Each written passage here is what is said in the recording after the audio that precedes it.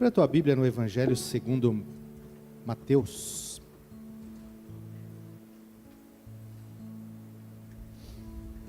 Capítulo 2. Mateus escreveu esse... Deixa eu dar um passo atrás. Quando a gente lê os evangelhos, a gente percebe que existem diferenças nos relatos. Existem semelhanças e diferenças. É porque cada escritor tem o seu jeito de falar, seu jeito de escrever, e destinou o relato do evangelho a um público específico. Mateus escreveu aos judeus. E ele já abre o seu evangelho falando da genealogia de Jesus Cristo. Ele fala de genealogia porque os judeus estavam acostumados com genealogias.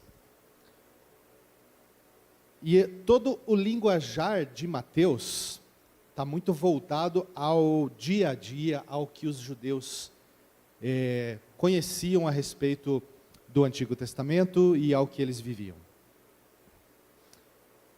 Nós vamos ler Mateus capítulo 2, do versículo 1 ao versículo 12.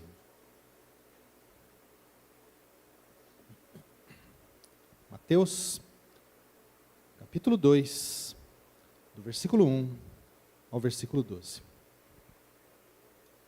Diz assim a palavra do Senhor. Tendo Jesus nascido em Belém da Judéia, nos dias do rei Herodes, eis que vieram uns magos do Oriente a Jerusalém, e perguntavam: onde está o recém-nascido rei dos judeus? Porque vimos a sua estrela no Oriente e viemos para adorá-lo. Tendo ouvido isso, alarmou-se o rei Herodes, e com ele toda Jerusalém.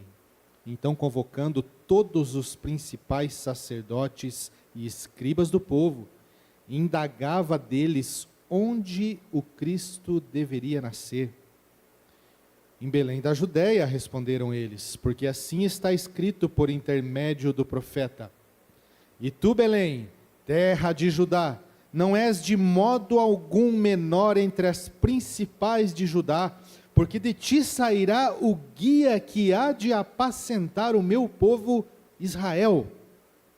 Com isto, Herodes, tendo chamado secretamente os magos, inquiriu deles com precisão quanto ao tempo em que a estrela aparecera. E enviando-os a Belém, disse-lhes: ide, informai-vos cuidadosamente a respeito do menino, e quando tiverdes encontrado, avisai-me, para que eu também possa ir adorá-lo. Depois de ouvirem o rei, partiram, e eis que a estrela que viram no oriente os precedia, até que, chegando, parou sobre onde estava o menino. E vendo eles a estrela, alegraram-se com grande e intenso júbilo. Entrando na casa, viram o menino com Maria, sua mãe, prostrando-se, o adoraram, e abrindo os seus tesouros, entregaram-lhe suas ofertas: ouro, incenso e mirra. Sendo por divina advertência prevenidos em sonho para não voltarem à presença de Herodes, regressaram por outro caminho à sua terra. Vamos orar mais uma vez? Senhor, a tua palavra é viva e eficaz. Clamamos ao Senhor, Deus Espírito Santo, que abra os nossos olhos, tire de nós qualquer coisa que possa nos distrair e fale com a gente. Nós queremos ouvir e ver Jesus Cristo hoje aqui. E é em nome dele que nós oramos. Amém. Meus irmãos, a gente não pode confundir esse texto com aquele relato de Lucas, capítulo 2. Lucas fala a respeito de pastores que viviam na região de Belém, para aqueles pastores, Deus, um anjo do Senhor apareceu, falou a respeito do nascimento de Jesus. Eles, na mesma hora, no mesmo momento, foram procurar, encontraram Jesus em uma manjedoura. Aqueles pastores foram imediatamente procurar Jesus e o encontraram. Mateus relata outro episódio ocorrido em outro momento, envolvendo outras pessoas. Eu digo que a gente não pode confundir, porque eu, por muito tempo, achava que estava falando da mesma coisa. Eu sei, certamente, assim como eu, quando você lê esse texto de Mateus, que a gente acabou de ler, você imagina Jesus, recém-nascido, careca e banguela, deitado num monte de palha dentro de um coxo de madeira, em volta dele um monte de animais, e os magos, os 3 reis magos, Belchior, Baltazar e Gaspar, ajoelhados, oferecendo a eles os seus presentes. A questão é que não existe isso em nenhum relato bíblico. Mateus fala que uns magos do Oriente, que viram uma estrela, fizeram uma longa viagem do Oriente até Jerusalém, e de Jerusalém até Belém. E de Jerusalém a Belém a estrela apareceu novamente, porque ela apareceu no Oriente e cessou. Eles vieram a Jerusalém, e quando eles foram de Jerusalém a Belém, é que a estrela apareceu de novo. Ela não acompanhou eles do Oriente até Jerusalém. Então, de Jerusalém a Belém, ela apareceu de novo, ia à frente deles, parou sobre onde estava o menino, e eles entraram na casa, e na casa encontraram Jesus com sua mãe, Maria. Em nenhum lugar na Bíblia a gente encontra que eram 3, em nenhum lugar na Bíblia a gente encontra que eram reis, magos, apenas magos, que eram pessoas que estudavam, eram astrólogos, astrônomos. Não era muito ligado a muita magia, não, né? Conheciam, estudavam as estrelas, posições de estrelas e tudo mais. Em nenhum lugar na Bíblia há relato dos nomes desses magos. Mas nós trazemos uma carga cultural tão grande sobre nós, que olhamos para textos como esse e interpretamos equivocadamente. E a gente, a ponto, meus irmãos, de a gente montar presépios com um Jesus recém-nascido, careca e banguela, José de um lado, Maria do outro, os 3 reis magos ao redor, cheio de animais, oferecendo os presentes, sendo que esse relato não é correto. Não é bíblico. Bom, se você, assim como eu, imaginava esse relato ao ler capítulo 2 de Mateus, provavelmente, quando você para pensar que essa nossa interpretação de Mateus capítulo 2 está totalmente errada, você vai para um outro extremo, assim como eu fiz no início. Você vai para o extremo de focar a sua atenção em informações periféricas do texto. Quantos eram os magos então? Eles eram reis ou não eram? Será que dá para saber o nome deles? Da onde exatamente que eles vieram? Fala do Oriente. Mas que país? Eles foram falar com Herodes, por isso que ele ficou alarmado? Como é que foi esse negócio? Quem é que fala com o rei? Quem é que vem de fora, um estrangeiro, e fala diretamente com o rei? Mas tudo isso, meus irmãos, são informações periféricas. E a gente tem essa tendência de focar em informações periféricas. Não que não sejam importantes, elas são, mas elas são periféricas. E quando a gente foca em informações periféricas, a gente perde de vista o ensino principal que o texto nos traz. Então, nós somos conclamados hoje, meus irmãos, a nos atentar ao ensino principal dessa pequena porção de Mateus, capítulo 2. E qual é o ensino principal? Eu posso resumir em uma pergunta. O centro desses 12 versículos. Qual deve ser a sua, a minha, a nossa postura diante de Jesus Cristo? Qual deve ser a nossa postura diante de Jesus Cristo? Eu quero destacar 3 características da nossa postura. Primeiro, nós precisamos ter uma postura de busca. Uma postura de busca. Versículo 2, os magos dizem assim: nós vimos a estrela no Oriente e viemos. Não se sabe ao certo de onde que esses magos vieram. Lembra? Informação periférica, mas importante. Alguns estudiosos dizem que eles vieram da Pérsia. A Pérsia é a região onde atualmente é o Irã. Depois você abre o Google Maps lá e procura. Irã, lá era a Pérsia. Já outros afirmam que esses magos viviam na região da Babilônia.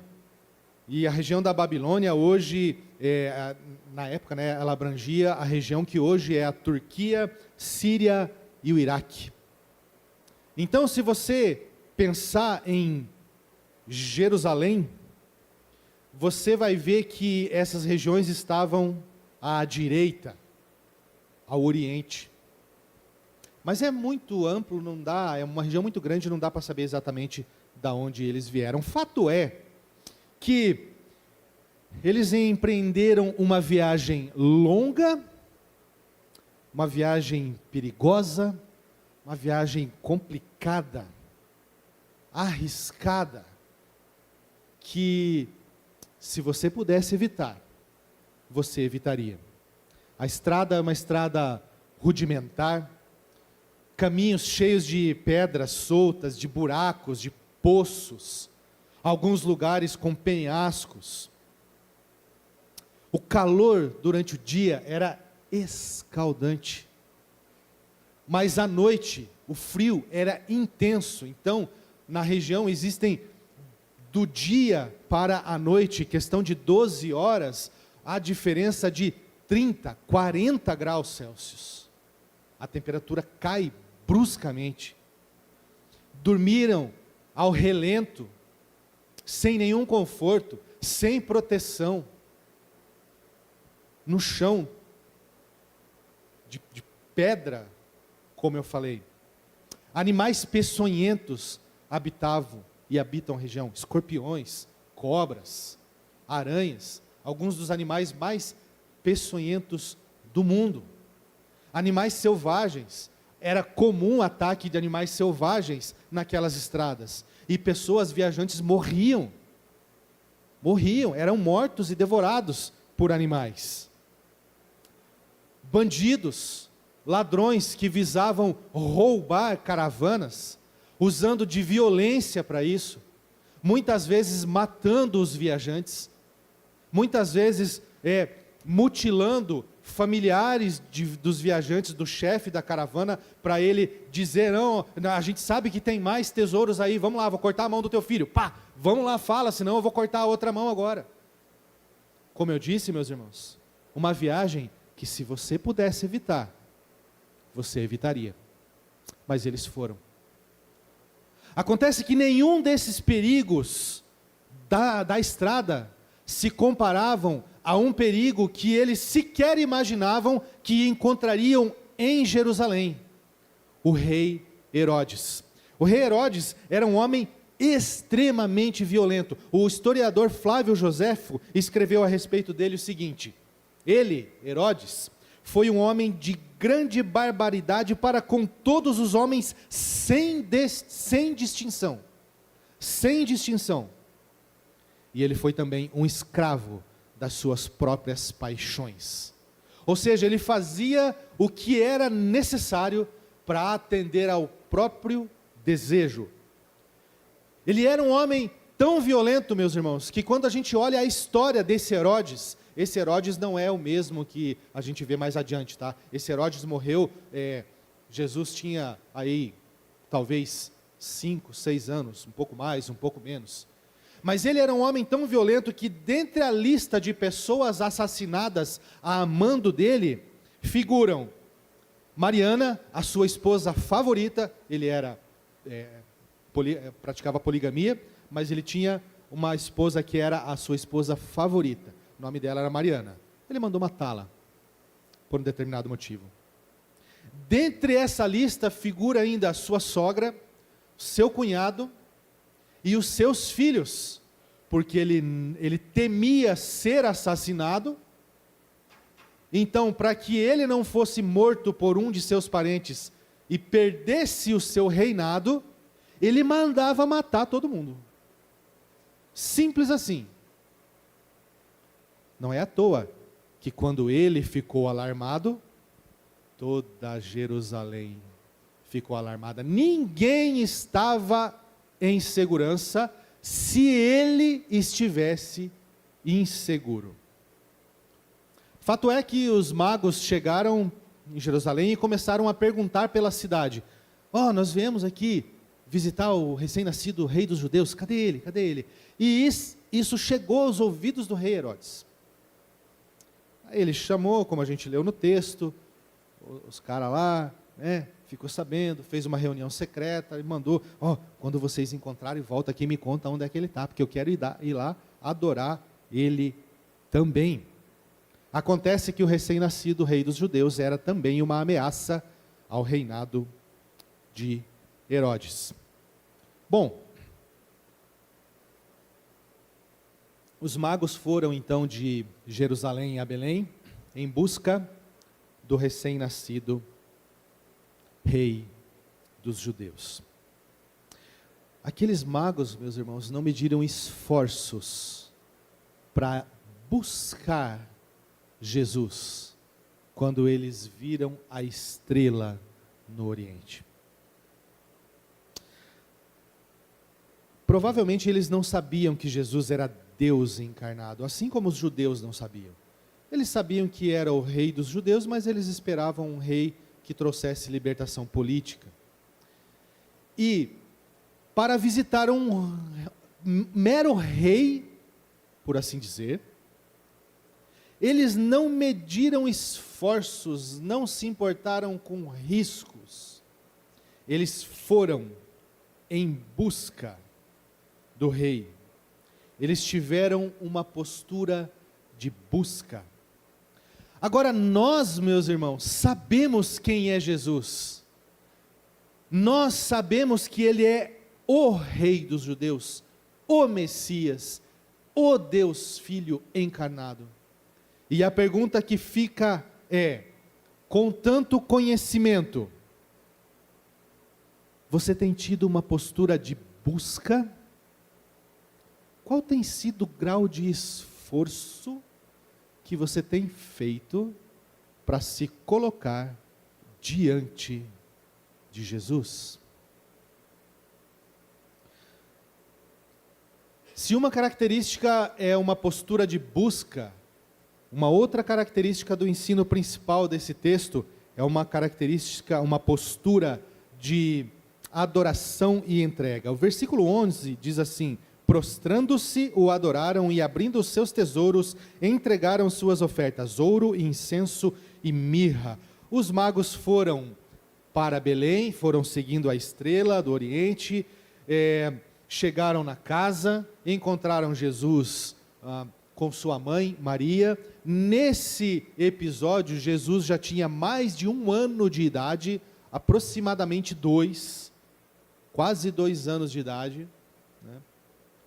E eles vieram então, se prostraram diante de Jesus e entregaram aqueles presentes que eles haviam trazido de tão longe: ouro, incenso e mirra. Cada um desses itens tinha diversos usos, uma infinidade de usos. No Antigo Testamento a gente vê, por exemplo, o ouro era usado na confecção de braceletes, anéis, era usado na confecção de utensílios diversos. Incenso era um líquido branco proveniente de uma árvore, e ele era usado em festas de casamento. Fazia uma mistura para aplicar nos noivos e tal, em festas de casamento, né? Mirra, também proveniente de uma árvore, era um perfume, era um unguento, tinha um cheiro bom, então era usado para perfumar roupas, para perfumar lençóis e tudo mais.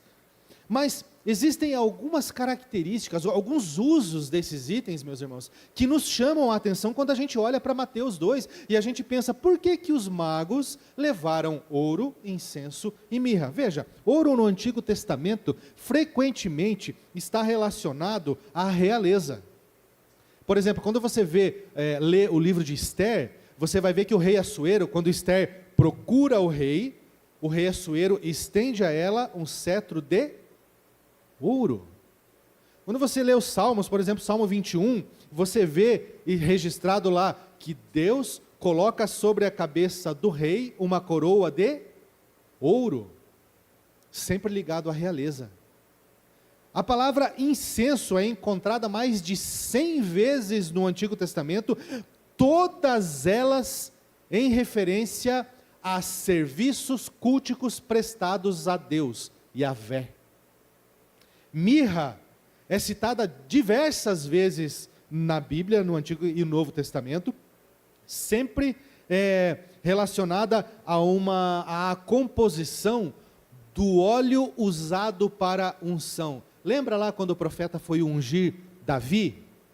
E ele derramou óleo, representava a unção, o poder de Deus, a autoridade que Deus dava àquela pessoa. Isso que é unção com óleo, tá, minha gente? É assim, no Antigo Testamento, ungiu um rei ou um sacerdote com óleo, isso simplesmente representava a autoridade que Deus estava dando a essa pessoa.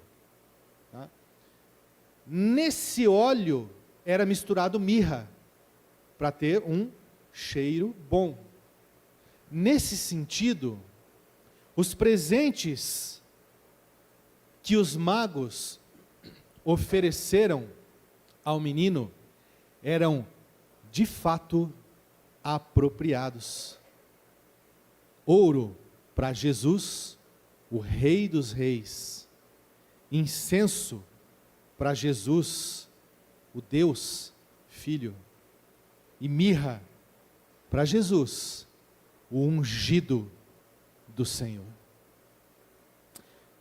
Prostrando-se, o adoraram. Estar diante do Messias trouxe aos magos, gerou nos magos uma postura de adoração e entrega. Eles entregaram a Jesus presentes de grande valor.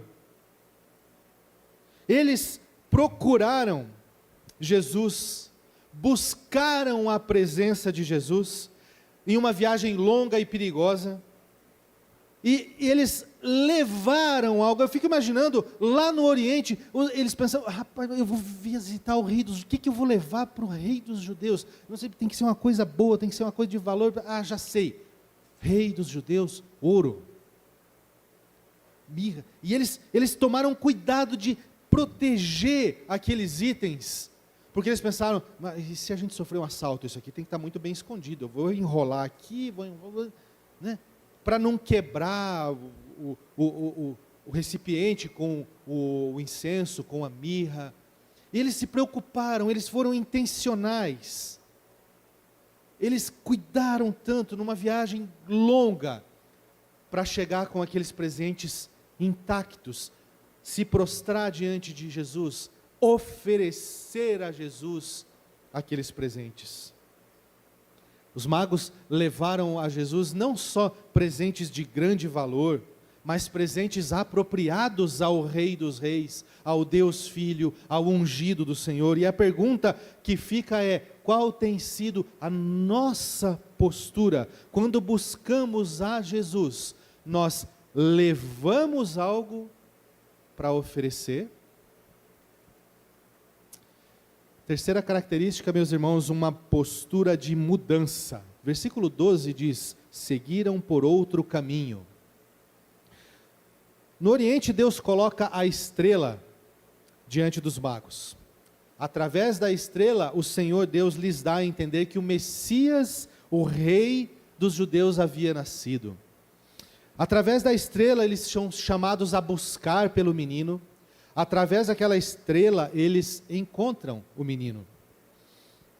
Em Belém, depois de adorar, depois de ofertar, eles se preparam para a viagem de volta.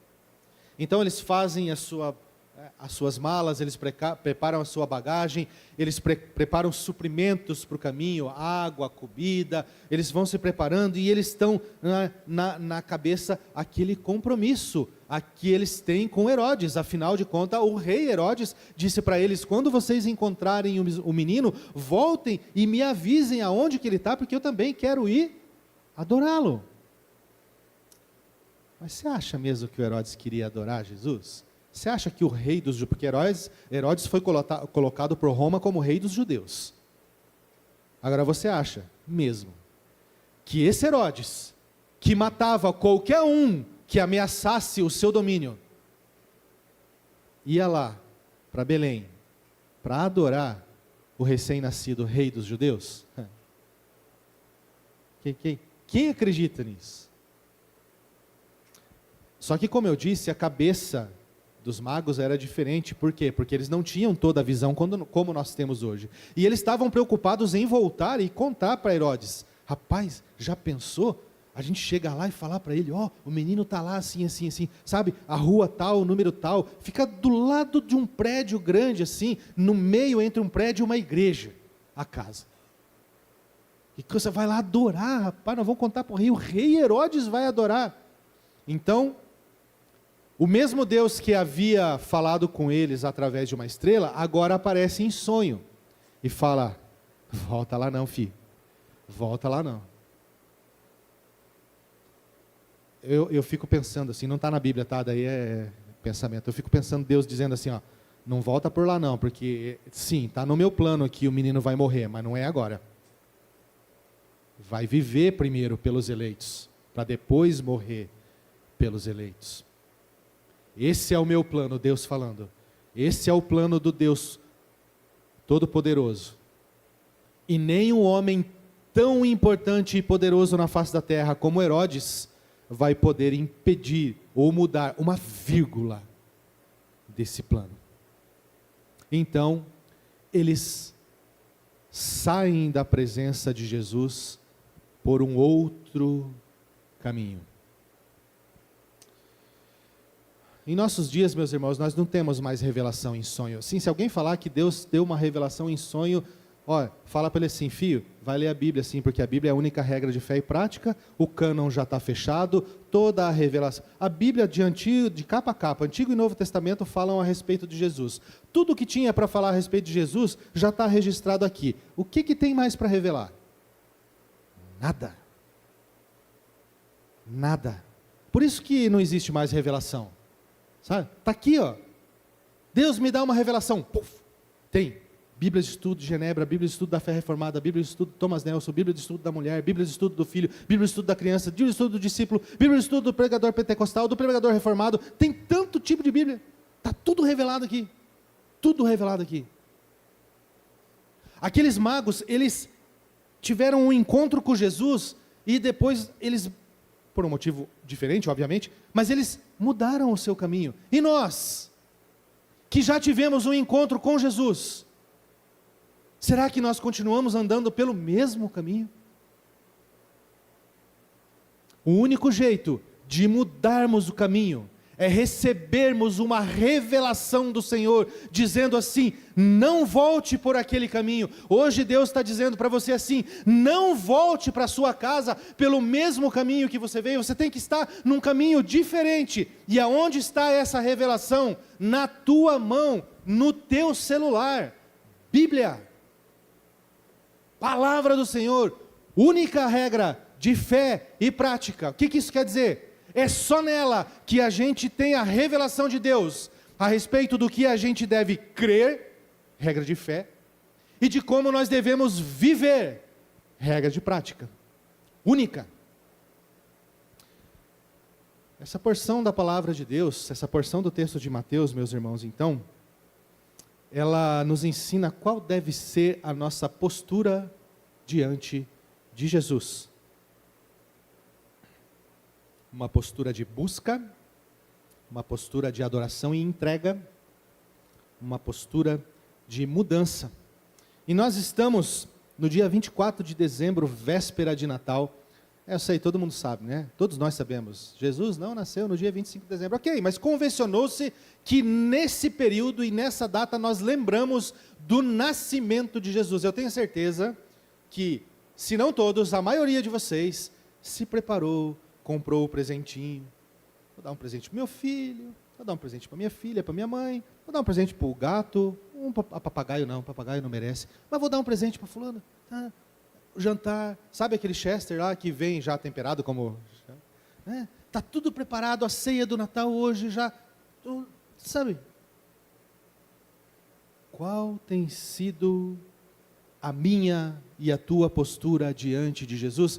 Meus irmãos, se você é como eu, talvez você esteja pensando assim: rapaz, mas pastor, complicado, porque quando eu chego diante de Jesus, eu chego com uma lista.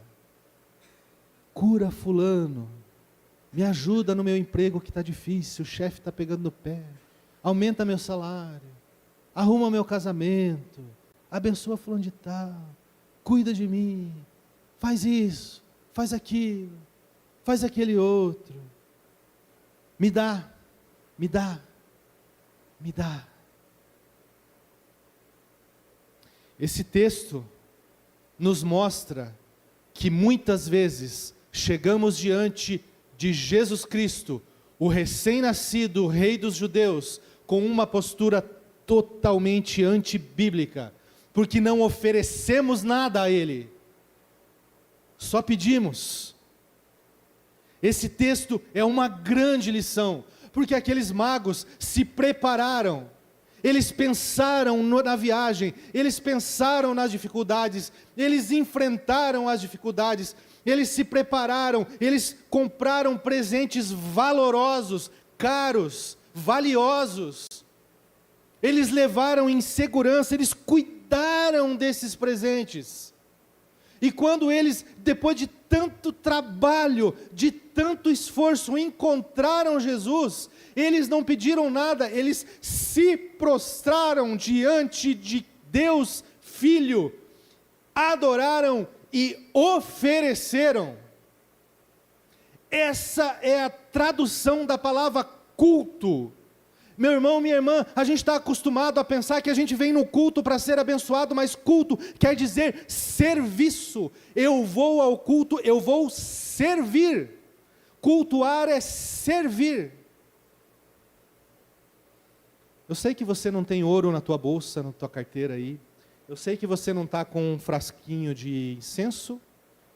E também não está com um frasquinho de mirra, apesar que eu acredito que existem pessoas aí que têm um perfuminho na bolsa, mas não é mirra. Mas você tem algo muito valioso para oferecer para Jesus Cristo. A tua vida. Você tem preparado a tua vida durante toda a semana, para que no domingo, que é o ápice da adoração, você possa chegar diante de Jesus e oferecer a tua vida como um presente valioso e apropriado a Jesus Cristo, ao Deus Filho, àquele que nasceu, viveu, morreu e ressuscitou para tirar eu e você do caminho do inferno, condenação eterna, separação eterna de Deus. Qual tem sido a sua postura? Você tem separado tempo diariamente para ouvir a revelação de Deus e assim ir em busca de Jesus Cristo, levando a Ele algo para oferecer, ao invés de só uma lista de pedidos? Eu quero me desafiar e te desafiar hoje a reavaliar a postura diante de Jesus. Ofereça a Jesus uma vida de busca por santidade, uma vida de pureza. Quando a Bíblia fala a respeito de santidade, ela não fala a respeito de perfeição. Mas eu não consigo ser santo, porque ninguém é perfeito. Não é perfeição, mas é hoje menos pecador que ontem, e amanhã menos pecador do que hoje. Isso é santidade, separação, pureza, piedade. Ofereça a Jesus Cristo uma vida de amor a Deus e amor ao próximo. Ofereça a Jesus Cristo uma vida de culto, uma vida de serviço, serviço a Ele no teu trabalho, no teu emprego, na faculdade, na escola, em casa, com os vizinhos, mas também um serviço aqui na igreja. Tantas áreas que nós temos de necessidade para que a transmissão aconteça, para que seja tudo preparado. Ofereça a Deus a tua vida como uma oferta singular, única. Jesus Cristo já fez tanto por você. Jesus Cristo já fez tudo por mim e por você. Em resposta a tudo o que Ele já fez, ofereça a Ele amor, obediência, fidelidade. Ofereça a sua vida como ouro ao Rei dos Reis. Ofereça a sua vida como um incenso ao Deus Filho. Ofereça a sua vida como mirra ao ungido do Senhor. Vamos orar. Pai do céu, Deus bendito, louvamos e glorificamos o Teu nome, porque o Senhor fala com a gente.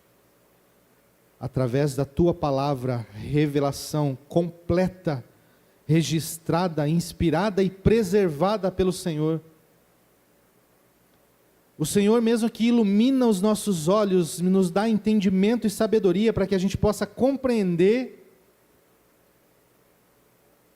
Nós louvamos o Teu nome, porque estamos em um período onde comemoramos o nascimento de Jesus Cristo, o Rei dos judeus, mas não somente um rei, o Rei, o Deus Filho, o Deus Filho. Nos ajuda, Senhor, a ter isso em mente, e nos ajuda, Deus bendito, assim, colocar diante do Senhor os nossos pedidos, nossos anseios e aflições, como a Tua palavra ensina, mas que a gente não faça orações pela metade, mas que quando a gente se aproxime, busque a presença de Jesus Cristo, nós tenhamos algo a oferecer, algo de valor, algo apropriado. Queremos ter vidas santas para oferecer a Jesus Cristo. Assim, nos fortalece com o poder que vem do Senhor, para que a gente possa comemorar mais esse Natal, mas que a gente possa comemorar com uma consciência e uma postura diferente, Deus. Que a partir de hoje, todos os dias e todos os natais que vêm, que nós vamos ainda comemorar na nossa vida, nós possamos ter uma postura de busca, uma postura de adoração e oferta e uma postura de mudança de vida. Assim nós oramos em nome de Jesus, clamando que essa mensagem não fique só na nossa mente, mas desça ao nosso coração e transforme a nossa vida, pois oramos em nome de Jesus. Amém. Amém. Meus irmãos, nós estamos encerrando o nosso culto. Eu quero convidar vocês a se colocar de pé. Nós vamos encerrar com a oração que Jesus ensinou, também conhecida como oração do Pai Nosso, também conhecida como oração dominical. Nós vamos encerrar esse culto. Assim que a gente encerrar, eu peço que você se assente por mais um instante. Eu vou dar alguns avisos rápidos e daí a gente vai para casa. Vamos orar? Pai nosso que estás nos céus, santificado seja o teu nome, venha o teu reino, seja feita a tua vontade, assim na terra como nos céus. O pão nosso de cada dia nos dai hoje, perdoa as nossas dívidas, assim como nós temos perdoado os nossos devedores. E não nos deixe cair em tentação, mas livra-nos do mal, pois teu é o reino, o poder e a glória para sempre. Amém.